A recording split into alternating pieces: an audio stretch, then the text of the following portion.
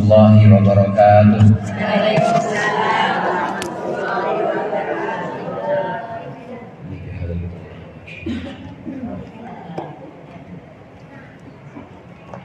Al-Fatihah. Alhamdulillahirabbil alamin. Iyyaka na'budu wa iyyaka nasta'in. Shiratal ladzina an'amta 'alaihim ghairil maghdubi 'alaihim waladdallin. Bismillahirrahmanirrahim. Alhamdulillahil mu'allimit tullabi wa musahhilil khairi liman yata'allamu. Tsumma assalatu wassalamu 'alan nabi wa alihi wa sahbihi la yudhammu. Ya Rabbana kaffir 'anna dhunubana wa walidina wa liman huwa muslimun. Nad'uka Allahumma 'ilman nafi'an min yawmina ila hisabi yaqumun.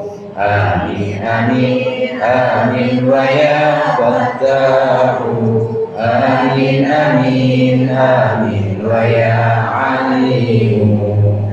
Alhamdulillahilladzi ahya bi dzikrihi quluba ibadihi al-arifin wa amata an bawatihim hujibat khafai fa qamu li irsyadil ibad ila ulumiddin. Wassalatu wassalamu ala sayyidina Muhammadin wa ala alihi wa ashabihi sadatil akramin. Amma ba'du, fa inna asdaqal hadithi kitabullah wa khairal hadi hadi Muhammadin sallallahu alaihi wasallam wa syarrul umuri muhdatsatuha wa kullu muhdatsatin bid'ah wa kullu bid'atin dhalalah.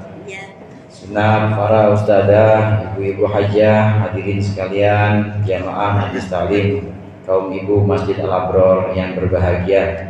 Alhamdulillah pada sore hari ini kita berkumpul kembali melanjutkan pengajian rutin kita. Mudah-mudahan hadirnya kita di sini mendapat ridha Allah. Yang sudah dibaca dan yang akan kita baca menjadi sesuatu yang bermanfaat dunia akhirat. Amin ya rabbal alamin. Masih melanjutkan pembahasan pertemuan yang lalu tentang sholat jamaah. Sholat jamaah itu lebih baik, lebih utama dibanding sholat sendirian 25 derajat. Ada satu riwayat Rasulullah menyebutkan 27 derajat. Jadi dua-duanya semuanya disampaikan oleh Rasulullah. Ya, kadang 25 derajat, Rasulullah juga mengucapkan 27 derajat. Ada di halaman 220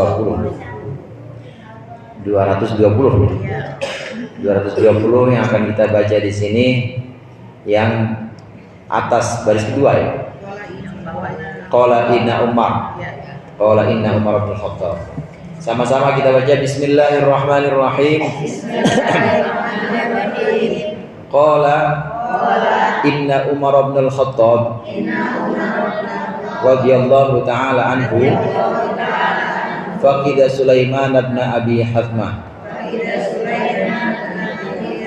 fi salati subh wa inna Umara amida ila suqi wa maskatu Sulaiman bainal masjidi was suq ilal akhir. Ini sebuah hadis diriwayatkan oleh Imam Malik bahwasannya Abu Bakar bin Sulaiman bin Abi Hathmah ini berkata, sesungguhnya Sayyidina Umar radhiyallahu an faqida Sulaiman bin Abi Hathmah, dia tidak mendapati Sulaiman bin Abi Hathmah fi sholati subhi, dalam sholat subuh. Wa inna Umar amida ila suqi, dan sesungguhnya Sayyidina Umar bermaksud menuju pasar. Wa maskanu Sulaimana, sedangkan rumahnya Sulaiman bin Hathmah bainal masjidi was suqi, antara masjid dan pasar. Famarra ala Shifai ummi Sulaiman. Famarra ala Shifai, kemudian Sayyidina Umar lewat bertemu dengan Asy-Syifa ummi Sulaiman, yaitu ibunya Sulaiman. Faqala laha, maka berkata Sayyidina Umar laha kepada Asy-Syifa, lam ara Sulaimana fi subhi, saya tidak melihat Sulaiman sholat subuh tadi. Faqalat, maka berkata Asy-Syifa, innahu bata, sesungguhnya dia malam bangun, bata begadang, yusolli sholat, fagolabathu ainahu, maka kemudian mengalahkannya ainahu, dua matanya. Maksudnya kalah sama matanya, ngantuk bu, ketiduran habis sholat malam. Faqala, maka berkata Sayyidina Umar, la an ushhida sholatas subhi, bahwasannya sungguh aku menyaksikan sholat subuh fi jama'atin, dengan berjamaah, itu ahabbu, lebih disukai, ilayya, untukku, min an aku malailatan, ketimbang aku begadang satu malam ibadah atau qiyamul lail. Ini keutamaan sholat jamaah, terutama jamaah subuh. Kita sudah bahas kemarin, sholat jamaah yang paling utama itu tentunya sholat Jumat. Ibu mah nggak pernah kan sholat Jumat ya?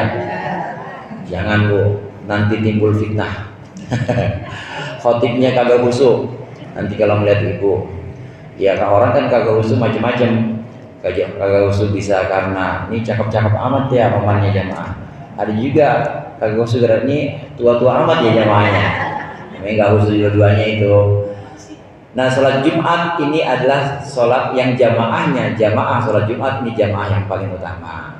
Kemudian yang kedua, subuhnya Jumat, subuhnya hari Jumat, jamaah subuh hari Jumat ini jamaah yang paling utama. Berjamaah yang paling utama setelah sholat Jumat adalah berjamaah di sholat subuh hari Jumat.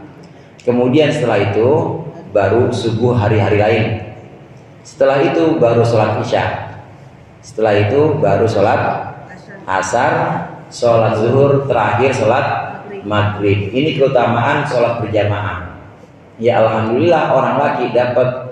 Nah ibu kalau mau dapat ya jamaah subuh sama suami, karena jamaah subuh terutama di subuh hari Jumat ini derajatnya yang kedua, atau ya tingkatannya, peringkatnya yang kedua. Subuhnya hari Jumat ini kalau bisa bangun jamaah sama suami. Nah setelah itu baru diikuti dengan sholat Isya. Keutamaan sholat Isya ini dijelaskan oleh hadis ini bahwasannya Sayyidina Umar bin Khattab pernah satu waktu beliau kehilangan seorang jamaahnya, namanya Sulaiman bin Hathmah. Sulaiman bin Hathmah ini subuh kok nggak kelihatan, jamaah subuh bu, jamaah subuh ini bukan jamaah Isya, subuh nggak kelihatan. Dilihatin saat pertama, saat kedua, mana ini Sulaiman bin Hathmah kok nggak ada. Nah kebetulan pagi itu Sayyidina Umar mau ke pasar. Rumahnya Sulaiman ini ada di antara masjid dan pasar, jadi pasti ngelewatin rumahnya Sulaiman. Begitu pengen ke pasar, pas di depan rumahnya Sulaiman ini ada Asyifa Ummu Sulaiman. Ada Asyifa tanya, kemana? Kemarin Kang Sulaiman kok nggak ada tadi subuh? Tadi subuh saya nggak lihat kemana. Diceritakan tadi malam dia begadang sholat malam, akhirnya ketiduran dan sholat subuh. Kata Sayyidina Umar, sesungguhnya sholat subuh berjamaah itu untuk aku lebih baik, sholat subuh jamaah daripada bangun malam tahajud tapi ninggalin sholat subuh. Itu maksudnya bu.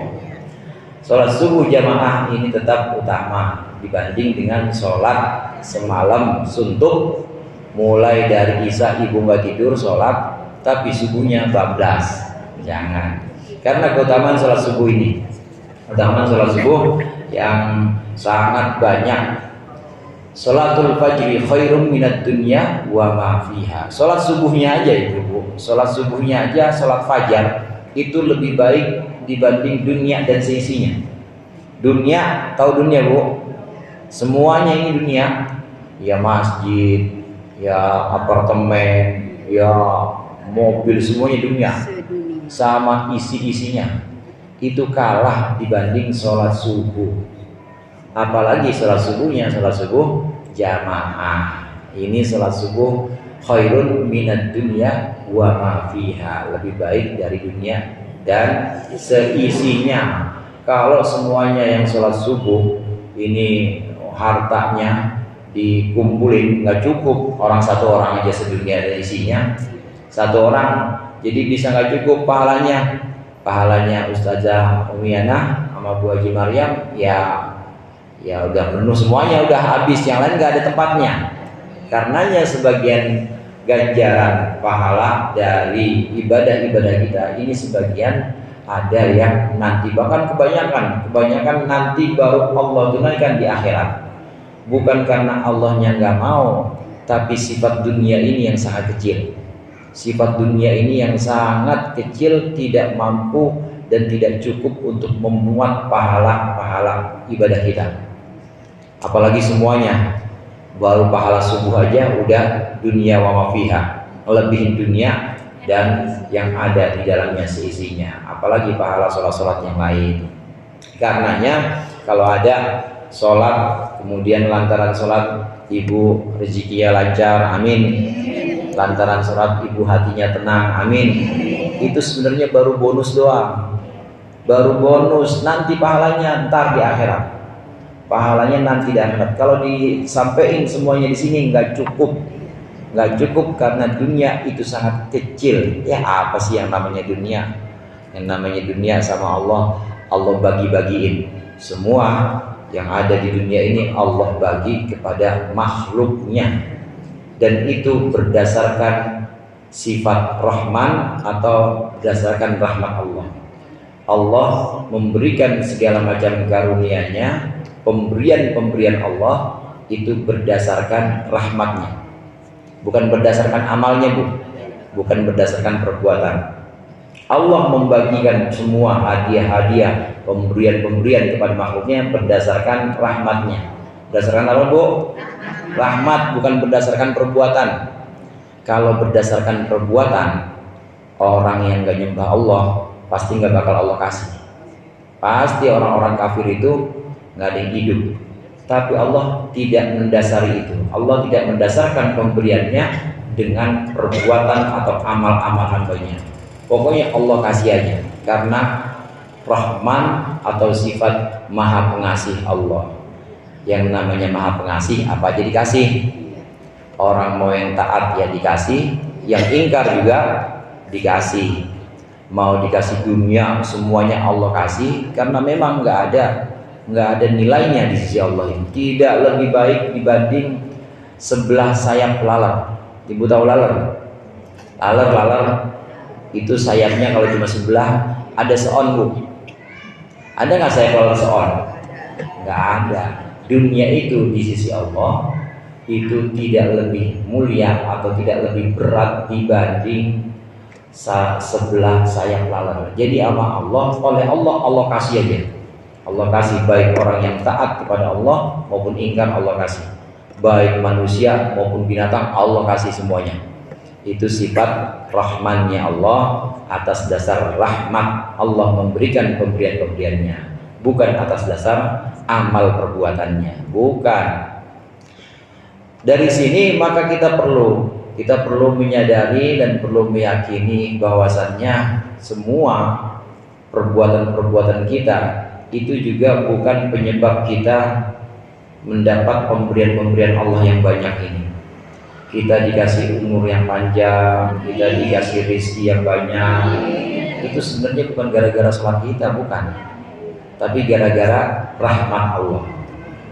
Orang diperhatiin sama Allah nih, orang sholatnya rajin, ngajinya rajin, maka baru di situ ada rahmatnya Allah, baru di situ ada sayangnya Allah kepada orang yang sholat dan orang yang ngaji. Dan sayangnya Allah kepada orang-orang yang taat itu bukan cuma di dunia, nanti di akhirat Allah kasih lagi. Amin. Ini pemberian-pemberian Allah berupa pahala atau balasan ganjaran-ganjaran ibadah ini sangat besar, dan tidak semuanya Allah berikan di dunia ini, ada yang Allah berikan nanti di akhirat. Begitu juga amal atau begitu juga pahala dari sholat subuh berjamaah ini lebih baik dibanding sholat tahajud semalam suntuk. Berapa rakaat, Bu? Mulai dari jam 11 sampai subuh kira-kira dapat berapa rakaat? 1000 rakaat taruh. Tapi sunnah semuanya. Tetap kalah dibanding dengan wajib. Iya, orang kalau sholat sunnahnya doang, tahajud duha, wajibnya kagak, percuma. Apa, Bu? Percuma, orang wajibnya enggak. Jadi yang pokoknya harus dipegang dulu, wajibnya harus dipegang, baru nanti ditambah dengan nafilah atau dengan sunnah-sunnahnya. Wa Ahmadu wa Abu Dawud an Ubay inna hataini sholataini yakni isya'a wa subha. Dan Imam Ahmad dan Imam Abu Daud mengeluarkan satu hadis dari sahabat Ubay bahwasannya inna hataini salataini, sesungguhnya dua salat ini yakni isya'a wa subha, yaitu salat isya dan subuh, min athqalis salati alal munafiqin, termasuk salat yang paling berat alal munafiqina, atas orang-orang munafik. Walau ya'lamuna fadla ma fiha, apabila mereka mengetahui fadla ma fiha, keutamaan pahala yang ada di dalamnya, la atau huma maka mereka akan mendatangi isya dan subuh, walau habwan, meskipun merangkak. Alaikum bisaffil muqaddami, maka wajib atas kalian ada di saf yang terdepan. Fa innahu ala mithli saffil malaikah, karena sesungguhnya safful muqaddam, sesungguhnya saf terdepan itu seperti safnya para malaikat. Walau ta'lamuna fadilatahu labtadartumuhu, dan jika kalian tahu fadilatahu, keutamaannya saf pertama, labtadartumuhu, maka kalian akan buru-buru menuju ke sana. Ini agak panjang hadisnya ini. Kemudian wasolatul rajuli ma'ar rajuli, salatnya satu orang bersama satu orang lainnya, itu azka min salatihi wahdah, lebih baik daripada salatnya sendirian. Wa sholatuhu ma'ar rajulaini, dan salatnya seseorang bersama dua orang, azka min sholatihi ma'ar rajuli, itu lebih baik dibanding salatnya dia sendiri dengan satu orang. Wa ma kana aktsara fa huwa ahabbu ilallah, dan demikian seterusnya, yang lebih banyak itu ahabbu ilallahi, lebih disukai ilallahi, di sisi Allah. Sabda Rasulullah SAW, salat subuh dan salat isya ini dua-duanya salat yang paling berat untuk orang munafik. Orang munafik tahu, orang munafik itu orang yang menyembunyikan kekufurannya. Jadi dalam hatinya sebenarnya dia mah ingkar kepada Islam, tapi di permukaan atau gerak-gerik badannya ini paling seolah-olah omongannya paling percaya sama Islam, paling cinta kepada Nabi Muhammad, paling menghargai hukum-hukum Islam. Padahal hatinya berat, padahal hatinya pokoknya kotor, dia nggak percaya kepada ajaran Islam. Namanya orang munafik. Orang munafik diantara alamatnya, tanda-tandanya, itu orang yang paling berat melaksanakan sholat subuh dan sholat isya. Tuh orang munafik tuh. Tapi jangan nunjuk orang, bu, jangan nunjuk orang. Jangan-jangan itu saya, gitu. Lihat, jangan-jangan yang dibilang Nabi itu saya lagi, jangan-jangan. Berat banget romannya sholat maghrib, sholat isya. Berat banget romannya sholat subuh, jangan-jangan itu saya. Itu orang munafik yang paling berat melaksanakan di antara 5 sholat itu adalah sholat isya dan sholat subuh. Padahal kalau kita tahu itu sholat subuh dan sholat isya banyak keutamaannya jika dibandingkan dengan sholat-sholat yang lain. Sholat subuh berjamaah dan sholat isya dan berjamaah ini, kalau mereka tahu, orang-orang munafik ini tahu, maka mereka akan mendatanginya meskipun dalam keadaan merangkak. Walau habwan, maksudnya merangkak di sini meskipun dalam keadaan sulit, ada kesulitan apapun, sakit-sakit dah biarin, tetap datang buat sholat subuh jamaah atau sholat isya jamaah. Meskipun sibuk, lagi ada urusan, tetap datang untuk sholat subuh jamaah atau sholat isya jamaah. Kalau nggak bisa gimana Ustaz? Kalau nggak bisa ajak temen, ajak teman sholat yang belum sholat isya siapa? Panggil. Nanti rapi sholat, ibu ini kasih jajan, buat beli sate ya. Iya, buat beli sate, kasih makan nih, buat makan malam, makan sahur, kasih biar dia seneng. Sholat subuh ketinggalan, sholat subuh ketinggalan juga, ajak juga berjamaah. Nah bagus lagi kalau sholatnya di awal waktu, kemudian sholatnya juga berjamaah. Semakin banyak jamaahnya, maka itu semakin disukai oleh Allah. Ibu-ibu hadirat rahimakumullah, dari sini sebagian ulama memahami hadis ini, jamaah itu yang paling bagus adalah jamaah yang banyak jumlahnya. Semakin banyak jumlahnya, maka semakin utama. Di sini permasalahan afdoliyah atau keutamaan. Mana yang utama? Yang utama masjid apa musola? Yang utama mana? Masjid apa rumah? Masjid. Antara satu masjid dengan masjid yang lain, mana yang utama? Lihat yang banyak. Yang paling banyak itu yang lebih disukai Allah. Tapi juga diperhatikan juga di situ, diperhatikan juga kelayakan-kelayakan yang lain. Ya, banyak pertimbangan. Kelayakan-kelayakan yang lain bagaimana? Yang dekat dari rumah ibu yang mana? Yang kira-kira masjid itu masih sepi dan perlu diramaikan yang mana? Datanglah ke situ. Nah, tapi semakin banyak, semakin Allah sukai. Dan ini urusan afdoliyah atau yang afdolnya, yang utamanya. Ini semakin banyak jumlah jamaah, maka semakin Allah sukai. Sholat subuh, setelah itu sholat isya, nah itu diusahakan 2 sholat itu kita selalu berjamaah. Cari imamnya juga imam yang benar-benar memenuhi syarat, memenuhi kelayakan. Kemudian jamaahnya juga cari jamaah, kalau memang ada yang lebih banyak, cari jamaah yang lebih banyak. Jangan cari yang ada ininya bu, sarapan bareng, jangan. Jarang masjidnya ada sarapan bareng. Iya. Lalu di sini wa Abu Dawud wal Hakimu an Yazid bin Al Aswad idza shalla ahadukum fi rahli wallahu a'lam bishawab. Insyaallah kita lanjutkan pertemuan yang akan datang.